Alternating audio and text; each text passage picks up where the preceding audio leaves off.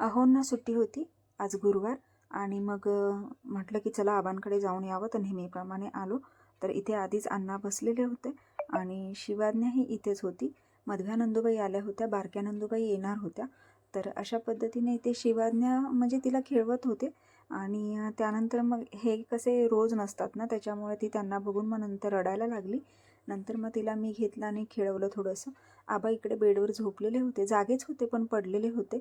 आबा काही जास्त बोलत नाहीत, काही नाहीत, फक्त जेवढं विचारू तेवढं म्हणजे खुण्यानेच सांगतात. आणि इथे शिवाज्ञाला नंतर मग घेतलं, तिला छान खेळवलं. तिच्याबरोबर म्हणजे कसा वेळ निघून जातो काहीच कळत नाही. खूप हुशार आहे आणि खूप म्हणजे अशी चंचल आहे. तिला जेवढं आपण तिच्याबरोबर मस्ती करू तेवढी ती म्हणजे खेळकर आहे. तर असा तिच्याबरोबर मी हा पूर्ण वेळ घालवला. खूप गोड आहे शिवाज्ञा, तिच्याबरोबर खरंच कळत नाही टाईम कसा निघून जातो ते.